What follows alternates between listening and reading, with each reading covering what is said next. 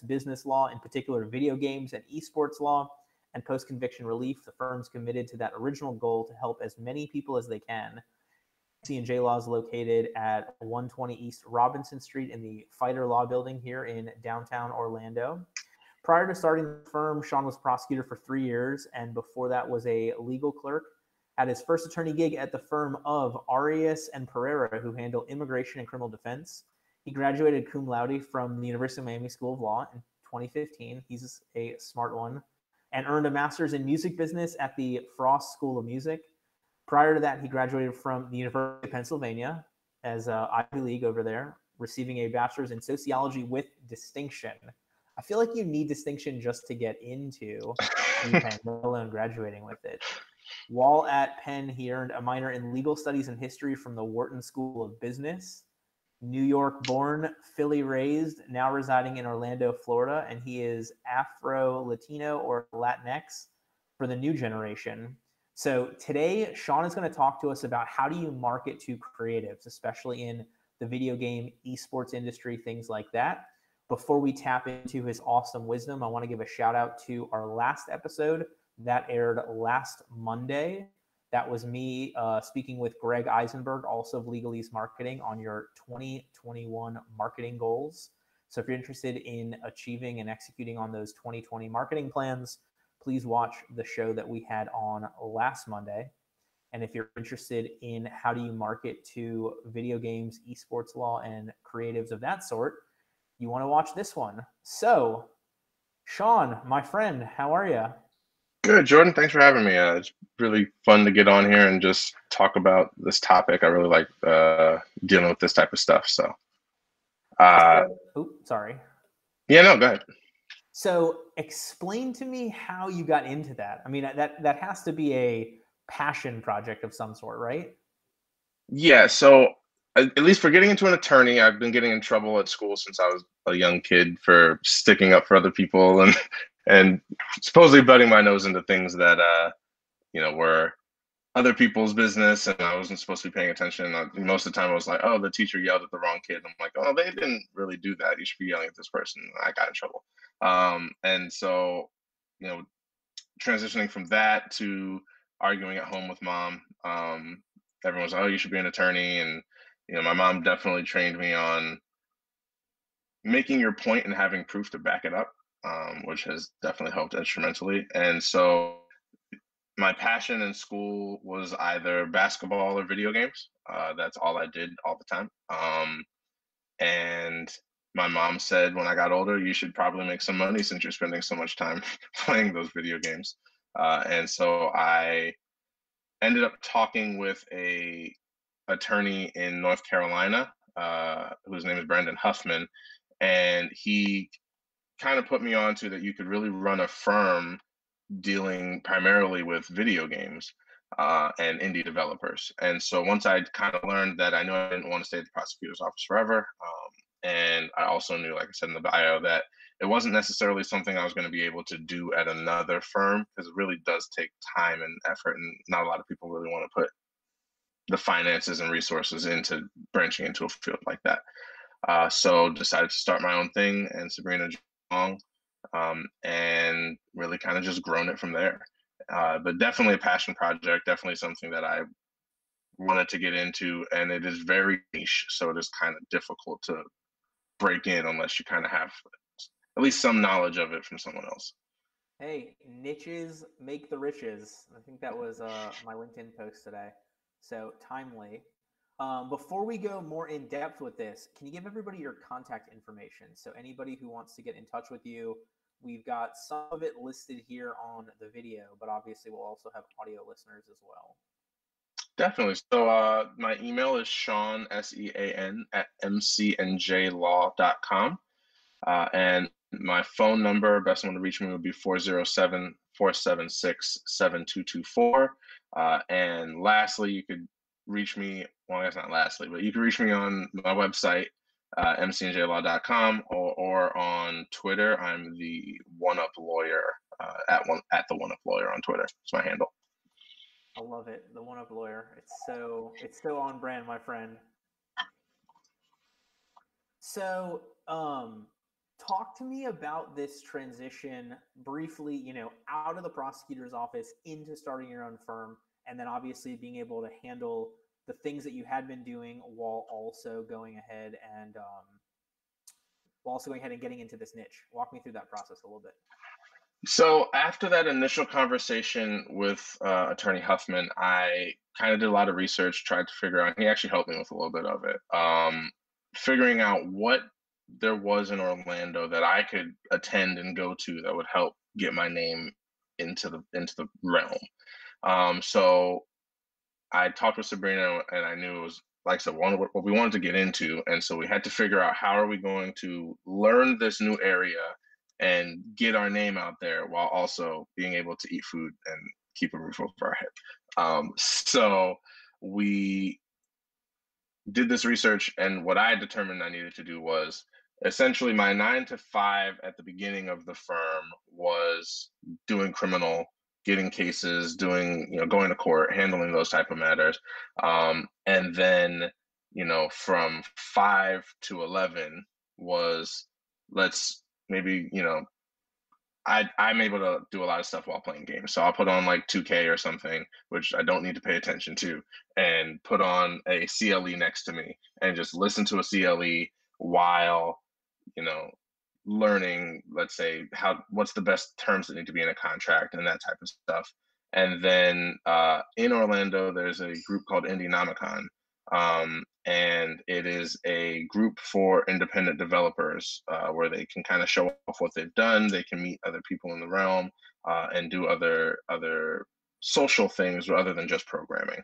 And so I figured out where that was and just started going to those meetings. But yeah, I mean, the main thing was that time management where, I need to focus on the thing that will keep the doors open while I'm learning this new thing. So we got the one big takeaway, and then I want to follow up on the last thing you talked about. So basically, in essence, what you're saying is for somebody trying to make that transition, do as little or I guess as much as you can on what you do know to make sure you have the opportunity to spend the time and resources learning and getting into what you really want to do. Yeah. And I think that's fantastic advice. So for anybody out there who's looking to make a shift in the kind of law that they practice, or maybe it's a complete shift in practicing law or not, I think what you hit on is fantastic. So one of the first things you did was you got involved in some local organizations that would have your ideal clients. Yeah. So, sorry. No, I was just saying the main one, for this was, where are the game developers? Where are the content creators? What are they doing? So that you can, be top of mind with them.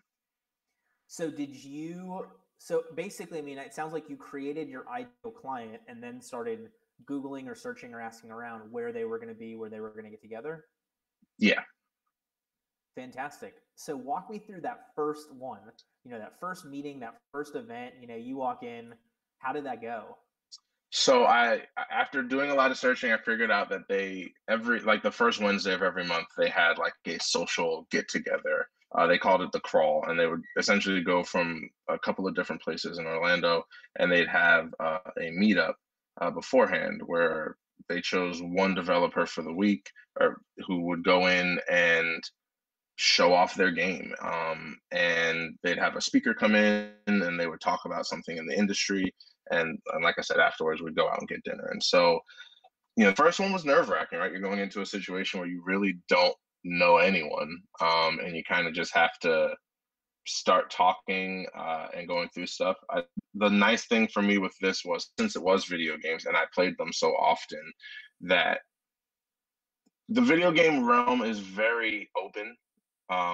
And for example, like a lot of times they have midnight releases of video games, and so there'll be a line of people outside the GameStop, wherever you are, that's where you're getting it.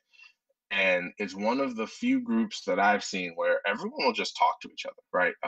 I've met people where we ended up playing online together afterwards, or other things, and you're just talking about what you're waiting for, or talking about other games that are coming out. And so it becomes a lot easier to be able to kind of just walk up to someone and say, hey, you created this game, this is awesome.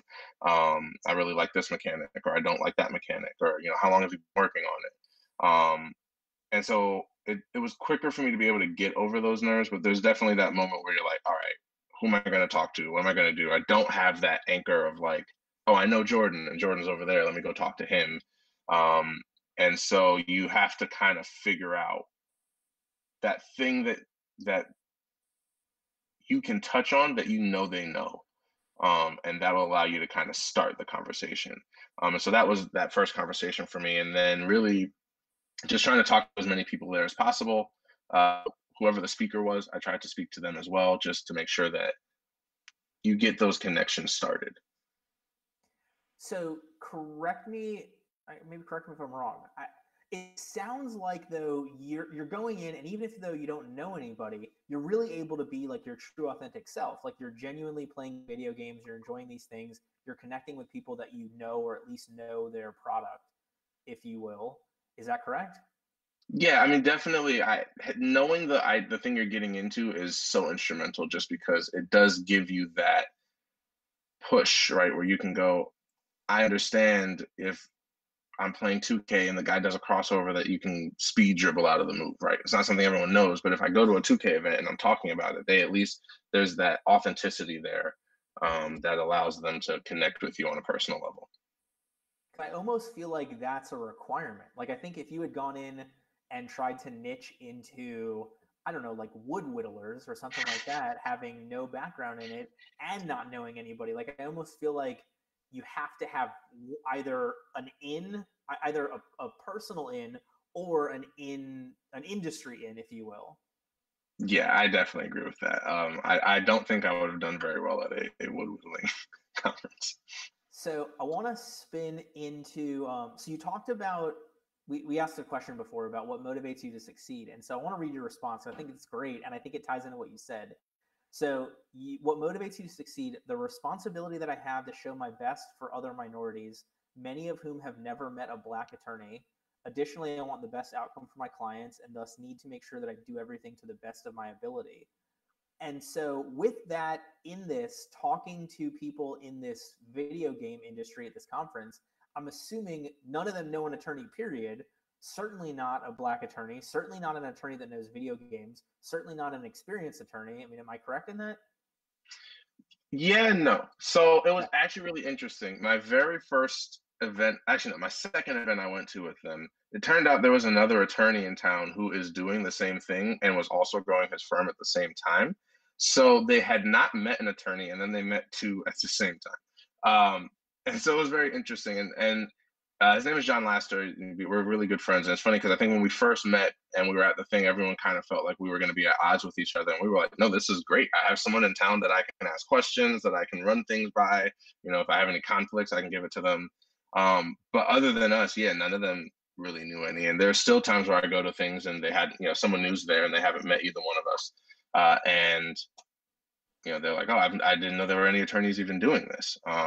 And so there is, as that motivation thing said, there is kind of this responsibility that comes with that, because you do kind of, in many people's mind, become a representative for what you're doing. And so becoming an attorney, if you do a bad job or you don't answer the phone calls or you don't talk to them, they do get a bad idea about attorneys in the realm in general. And yeah, there have been plenty of times I've been places where someone has said like they'd never met a Black attorney, especially in minority communities. And so for me, it definitely keeps me motivated. If I'm having to work late or I'm having to do stuff, to just go, listen, you need to do well. You need to be out there, because it could be the difference in someone's life, right? If they end up meeting someone and they're like, this isn't something I thought I could do before, but seeing you, I now know it's something that's possible. Well, and what you talk about there makes so much sense because, like, ultimately, the key part of being an attorney is understanding different individuals. And so it's like understanding what your client's going through, it's understanding what your jurors and your judges are going through to convey why you're right. And so it's really interesting that you have that from an industry perspective, you have that from a cultural perspective, you have that I mean, it's amazing to me that I imagine them contacting some other attorney who has no idea about video games that was just like, oh yeah, the office told me this was my thing, and just not getting railroaded, but not getting truly listened to, as opposed to, you're sitting there and talking the lingo with them. Yeah, and it's definitely interesting just because I think there's also this there's a not necessarily a stigma, but just a stereotype that like attorneys aren't necessarily into these type of things. And so a lot of the times the first couple of conversations are them like, oh, well, we're working on this. Do you know about Steam? Like, do you know what that is? And like I think beforehand they have to ask that because they're like, oh no, I have no idea. Can you tell me? And meanwhile, I'm like, yeah, yeah, yeah. And they have sales all the time. I love Steam and stuff. I use it all the time. So I do think that that helps with just that rapport with the people.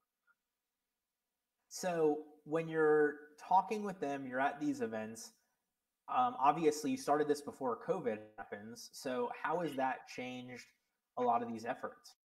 So COVID it's really interesting. COVID happened right when the firm was starting to kind of get a settled presence, and we're going to more things, and people are starting to see us more often.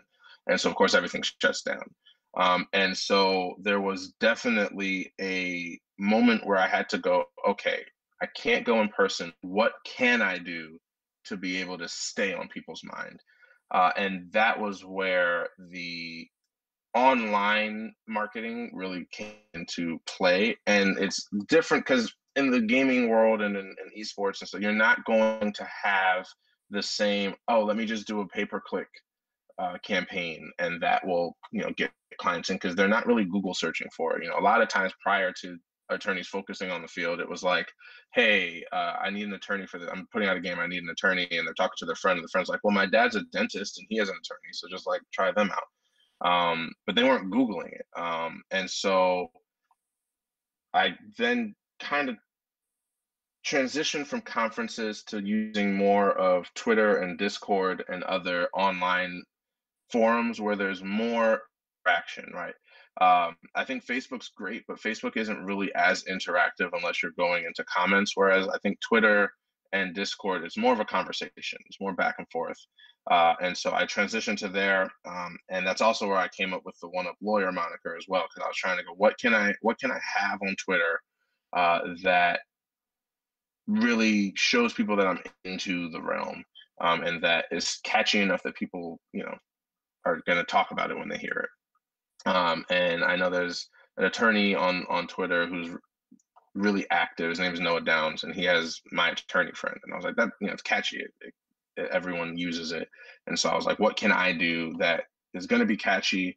And so I came up with the One Up Lawyer because Mario, you get one ups, which are extra lives, and also double meaning for you get one up on the competition, all types of stuff. And so you need something that will connect with your audience, but that's also genuinely you. And so I'm actually working on a logo for that as well now with a friend who is into art, and she does emotes for people on Twitch and other things. And so I just asked her, hey, can I pay you and you go ahead and draft this up for me? So definitely want to focus in, I think, with COVID on that internet marketing. So there's a lot I want to unpack there because I don't know whether you did this intentionally or unintentionally. You made so many great decisions in this moment. I mean, I love the fact that you're talking about, what's the name that's going to be catchy and memorable that plays into this. I think you picked a great one. When you're talking about Twitch and Discord, you're going to where your ideal clients already are. You know there's going to be the discussion. You know that's the platform. You're not going on Pinterest trying to find video gamers or something along those lines. So you're not swimming upstream. Do you think though that a part of this, so like we work with attorneys across the whole country to do marketing stuff, and especially like estate planning attorneys, their clients tend to be an older crowd, not as tech savvy. Your crowd, obviously, well, let me say obviously, I assume is going to be more tech savvy. If they're playing video games, if they're designing games, they should know their way around a computer, I think. Am I right Yeah, there? 90% of them. 90%. There are a 90%? few. Okay. We're starting to get more older developers, right? Where they saw it and want to get into it, and so they're not necessarily as tech savvy yet in the Twitter and Discord and stuff like that. Whereas like they might be computer savvy, like they can program a computer in a heartbeat, but don't necessarily use the item that they're doing. But it's definitely the the vast majority of them are very much in tune with all of this. Are you finding the number of people or the amount of engagement to have exploded during COVID on these platforms, or do you find that your audience was already there in high numbers using it, and this has just continued the trend? I think it's exploded only in that I think beforehand, before COVID, life was so full of stuff that you were doing, right? So I'm going to this place, I'm going to that place, I'm doing this thing, I'm doing that thing. And so there would be interaction on these apps, but it was more sporadic, right? So they'd be like, oh, something happened, we're all going to hop on Discord, talk about it, or talk about it on Twitter. And I think that with COVID and people kind of having more, I guess, me time, that there's been more discussions, there's been more use of Twitter and Discord to even get information out than there was before. But it definitely was always a big thing in the industry. I just think that COVID kind of was a catalyst, more or less, just to make it ramp up quicker. I mean, it sounds like to some extent COVID accelerated the time spent on those platforms just as much as it accelerated the people going onto those platforms. Yeah, definitely. All right. So for anybody moving into a new niche, whether it's creative or not, we're talking about finding the local events, activities, groups that have your ideal clients in it. For you, that was going to the ones over here. Then we're talking about engaging with your ideal clients on social media in the channels that they're in. So you pick Discord and Twitter, which I think is fantastic. Obviously, for other people and other creatives, I think Instagram is going to be very popular. Just depends upon what industry, what niche you're going for. And then obviously the more business niche you get, the more I think you're looking at something like LinkedIn. What else, what other advice do you have for somebody on getting into that new niche, getting into that new area, and oh my God, I can't talk, specifically dealing with creatives? So I definitely think that's poignant, that you do really need to know what group you're dealing with. So, like, yes, if you're going to be dealing with photographers or other creators in that realm, then Instagram is great, right? Because they're always taking the pictures, putting it up on Instagram. So, commenting on those, going to those things. I do think, depending, especially if we're talking the legal realm, I think figuring out where you can practice, right? Because figured out very quickly we're dealing with business contracts and IP, right? Intellectual property stuff. And so IP is a federal thing. You really don't have much state IP. Like there's state trademarks, but it's rare for it to ever happen. And so I realized really quickly I can do intellectual property anywhere in the country. And so once I figured that out, I was like, I shouldn't limit myself to just the local conferences. So I need to go to TwitchCon. I need to go to E3. I need to go to these major conferences where you're going to meet people who might not be in your local jurisdiction, but that you can still work with. And on top of that, you need a mentor. I think having mentors is great. It's marketing in that they're in the field already, but also you're going to learn a lot from them. It'll help your anxiety of learning something new. I have, gosh, 5, 6 that I can go to and be like, hey, I have this thing going on. Definitely go to them. I try and go to people more on the, this is what I'm doing. Am I on the right track? I don't like going to people like, hey, how do I do this? Because to me, you're not putting in that work that you need to on your end. Which goes to my next point. You got to put in work. Definitely have to put in work in order to do it. Like I said, the beginning of doing this, and COVID helped to an extent just because criminal kind of stopped short. And so there was a long period of time where, we were getting clients in, but it wasn't as much on the criminal end. And so I was able to then put a little more time toward the learning of the field and learning business law and learning corporations and, I guess it should be relearning. I learned it before, but relearning it, reapplying it. And you want to go into these situations I look for friendships as opposed to clients. Attorney Huffman told me, if you go into a situation looking for clients, you're going to leave with neither friends nor clients. So definitely, I look for friendships. One of my clients that, he sends me Christmas cards now. We do a whole bunch of stuff. I went in more talking about being a minority in the gaming field in esports because there's not many, and we're growing in number, but there really aren't many there yet. It's harder to get a fan base for content creators on Twitch who are minorities, and so especially with the Black Lives Matter movement, it kind of picked up at the time, and so I was talking with him about what can we do to help teach people that this is something you can do. This is a realm that you can go into. And from there, he called me one day and was like, hey, I have this thing. Can you draft up a memorandum of understanding for me. And I was like, yeah, I'll figure it out. I'll get that to you. And so, at first I really didn't go into talking to him about working together. And, now we have done a bunch of different things together. And I guess, But I think that's you know, why that yeah, not yeah, not the self-fulfilling prophecy, because you went into it with the understanding of building that relationship is why it became, well, let me use you for some of this work. yeah, definitely. I think going in for friends is definitely the best way to do it. It takes a little bit more time, right? Because you have to build a friendship, but I think it's longer lasting, and you're more likely to have them come back for future work too. Yeah, I mean the question becomes, do you want to make $1,000 tomorrow, or do you want to make $100,000 over the next 20 years?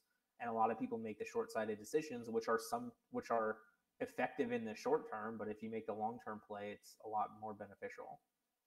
Yeah, and especially in this realm, a lot of the indie developers and stuff like that don't necessarily have big budgets.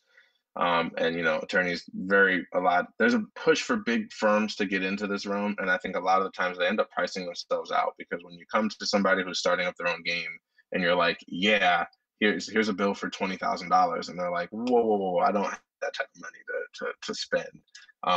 But I do think we've had to do a lot of creative bargaining, I guess, trying to figure out what can we do, so that we can get you the protection you need so that this thing can grow. Um, which definitely helps as well. Get some equity in the game or the company. You have you'll be doing the contracts for the next Minecraft or something. Exactly. You never know what'll blow up. So It's very interesting. So I love it. I mean, it always fascinates me how the advice that we give or the advice that we hear from our guests are always so similar, even when the industry is so different. We're going to events, we're building long-term relationships with people, we're engaging with them on social media where they already are. We're finding mentors. We're building these connections. It's fascinating to see that it seems to work. I mean, that's what everybody says across the different niches, across the different industries. yeah, I think, at the end of the day, our industries are different, but you're dealing with people, right? And I think that people kind of boil down to the same things. We're looking for that security. We're looking for people who know what they're talking about. So, the other thing we did, I spent a lot of time writing articles and writing blog posts and doing things like that where I can show, listen, two things. One, this is really complicated, so you should probably hire somebody because you're not going to understand everything that's going on. And two, you know, here is at least the knowledge, right? So if you don't have an attorney, if you don't have this, here's at least the baseline. Like, look out for these things, look out for this issue. Um, and I think that when you're doing that, when you're reading the same group, it really does boil down to people just want to feel secure, and that when you do more genuine marketing and showing who you are as a person, that people feel secure in that. So, and I'm going to give you more credit than you're giving yourself, though, because you also wrote in a completely different aspect of this. You wrote an article or two for a local bar journal so that other attorneys would know you were doing this stuff. I remember the one you did about loot boxes and then tying it back into some gambling laws and stuff over history. I just thought that was fascinating. Was that intentional? Yes and no. I think I've always liked learning new things. I think that knowledge is power for a cliche for you, but I think that learning new things and really talking about things in the realm helps. And there's at least a part of it where you're like, yeah, I think telling people, hey, this is what I'm doing. This is an area that you have someone in town definitely helps because when they have that rare client who needs something done, you're there. I had a referral from another attorney where it's a content creator who has a copyright infringement claim. And, I don't know that they would have thought of me if I hadn't written that article or I hadn't talked to them about it. But at the same time, I think you got to do stuff that you want to do or you're not going to do it. You're not going to put that energy or effort into it. And so I think for me, just writing about this stuff is a nice way to learn more too, because you don't want to put out a bad product, right?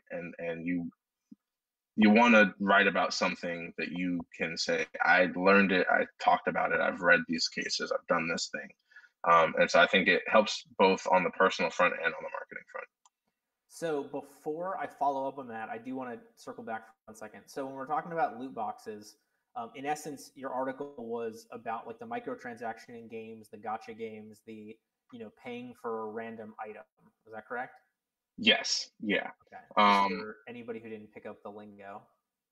yeah, one of the main places you'll see it is in a lot of sports games. You're gonna buy a card pack and they're gonna give you three random cards, but you buy that with real currency, whether you earn it in game or pay for it with your own, US currency or, whatever country you're from currency.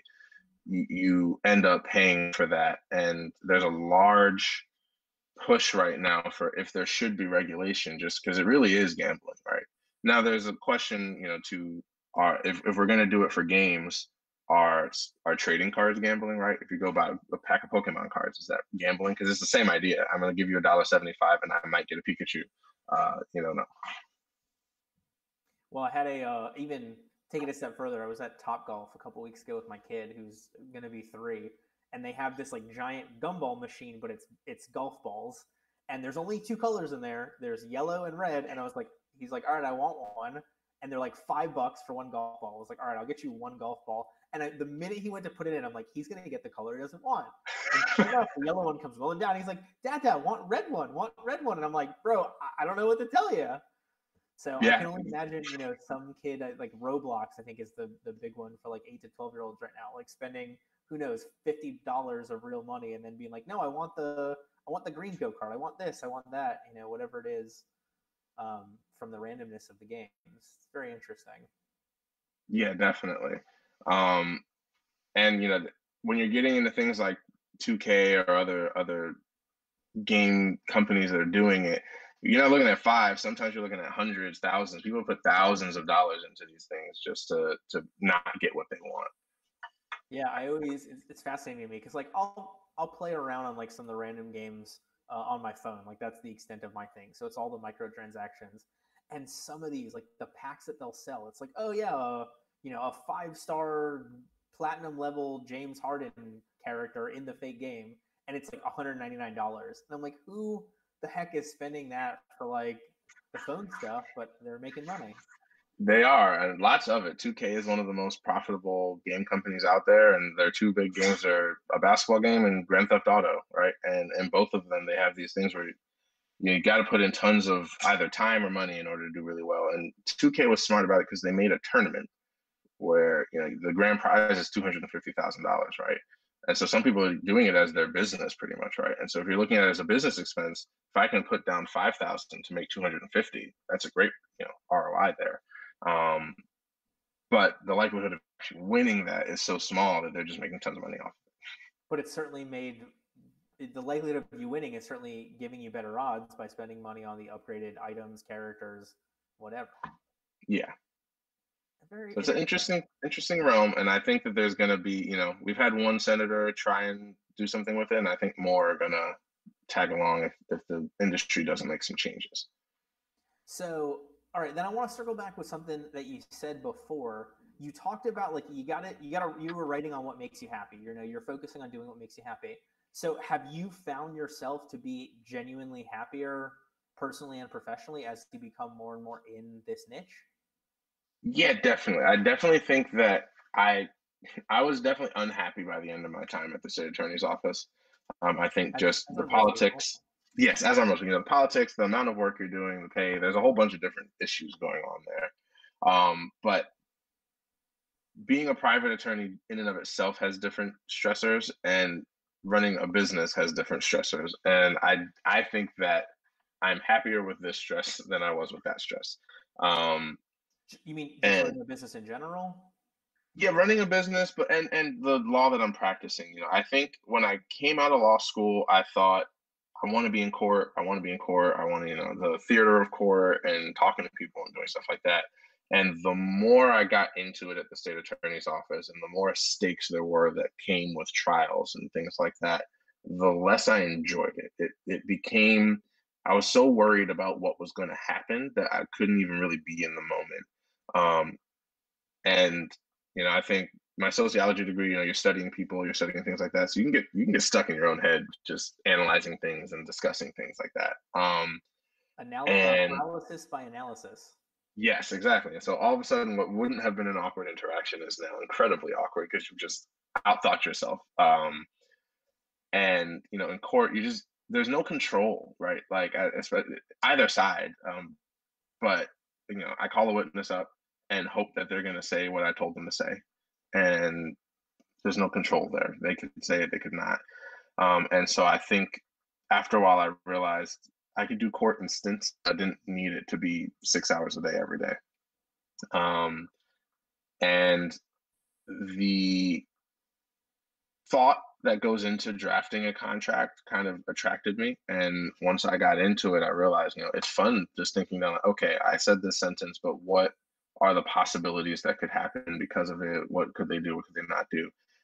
And so that became more fun. And I think I realized that I enjoy kind of a mix of both, right? So get some court time in, but, at the same time, be able to kind of sit in the office in front of the computer screen and kind of just bang out an agreement or something like that.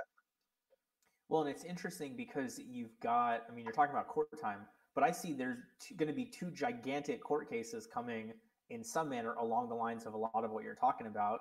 One being the company that's suing Apple because of I forgot which company it is that's got Epic Games with Yeah. Fortnite. So Epic Games is suing Apple because they've got a monopoly on the platform and they take 30% and they're trying to push from that. I think that's going to be an incredibly complicated and in-depth lawsuit because the long-term effects of this are in the billions of dollars. Mm-hmm.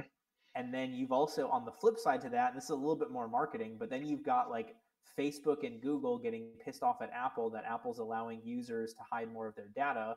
And I think you're going to see some litigation come in there as to like how much access are we willing to give up as we're going digital, as we're across the internet, as we're utilizing all these different programs. And so I think you're going to see some incredibly, insanely good litigation on some of these gigantic cases.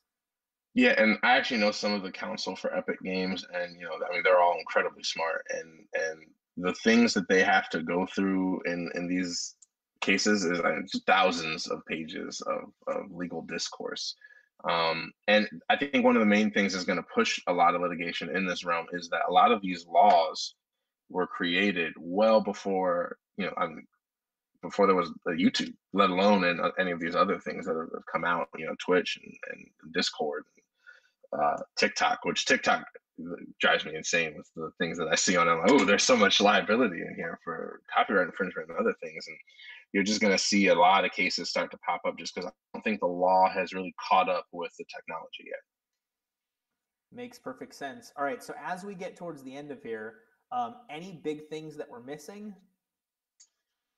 I think really evaluating yourself and knowing what you like, what I don't want to call them weaknesses because I don't think they're really weaknesses, but really like what is your personality type and what do you need to at least work on in order to bring yourself out of whatever bubble you're in or really push yourself to the group that you're trying to work with, is kind of the biggest takeaway here. Makes perfect sense. All right. So before we start to wrap up, can you give everybody your contact information one more time so I don't have to Sure. scroll back to the beginning? It's Sean at mcandjlaw.com, SEAN, and then MCANDJlaw.com. My Twitter handle is at the One Up Lawyer. My website is mcandjlaw.com. And phone number is 407-476-7224. All right. So before we let everybody go, we're going to have a couple questions more for Sean. But before that, I want to do a shout out to our next upcoming show. So that will be this Thursday. So today's Monday. This Thursday at 1:30 Eastern Time. We're going to be talking with Darren Heitner. Darren is a Florida attorney who is probably most famous or infamous for representing Antonio Brown through a number of the experiences that he's had. So he's going to talk to us about starting a firm and going through some of those. Darren also runs a gigantically large Facebook group for attorneys here in Florida called Attorneys. So he'll share with us some of the success that he's had from those things. So if you're enjoying these shows, please come back on Thursday at 1:30 to interact with Darren Heitner. All right, so before I let you go, let me tap into that smart Ivy League brain of yours one more time. If somebody's been listening to this for the last, 45 minutes or so, and they take nothing from this, like they completely forgot everything that you said, what's that one biggest piece of advice you want to give to lawyers when it comes to running a practice, being happy, finding their niche, anything along those lines? Biggest thing is definitely networking. Network. You gotta meet people. You have to get out there, and that's on both the client side and really on your legal village, I'll call it, right? You need to have those people that you can go to, that you can ask questions, that can help you do stuff. Because at the end of the day, we're all human. We get tired. We have things that we miss, and having that fresh pair of eyes that are there to really help you, if you missed anything, or other things you can do, or other places you can go. They might know about a conference that you didn't know about, and they're like, hey, there's this esports conference that's happening tomorrow, do you want to go? I know for me, one of the main things that has really helped my knowledge base is I joined the esports bar association. um, and it's a bunch of attorneys who get together, and they're really into esports. And do they know video game stuff? Not necessarily, but some of them do. And it's a network that I can rely on if I have questions. If I mean, just to vent, you have a client that called you and said something, you just want to vent. I think having that is really instrumental in helping your business grow and helping you as an attorney. Yeah, I think that a lot of attorneys downplay the importance. Maybe that's the fair term. Because when you're talking about building a network with other professionals or other attorneys, you're going to have mentors, you're going to have the devil's advocate, you're going to have the venting, you're going to have the fun times together, you're going to have co-counsels or expert witnesses, you're going to have conflicts, you're going to have mentors and mentees. I mean, it's amazing to me how building that genuine relationship like you talk about. I mean, there's 15 different ways that that's helpful for you, physically, emotionally, financially, professionally, and yet a lot of attorneys don't connect with anybody. And it's one thing during COVID, but during a more normal time that we will hopefully, knock on wood, get back to Couple soon. months here, but yeah, definitely. I Fingers think crossed. we're called counsel for a reason. I think we need to counsel each other too, right? It's not just counseling clients. I like that. All right, man. Thank you so much for joining us today. Definitely. Thank you for the invite. It was great.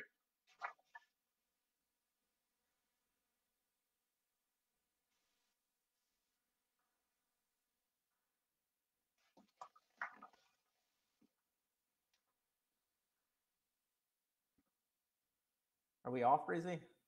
Yeah, I think he gave us a thumbs up. Oh, I didn't see your screen. I pinned Sean. Cool. So, any feedback that you have for us from your perspective, Sean? Um, that's all good. Cool. Can you guys hear me? Okay. Any feedback that you have for us from your perspective, Sean?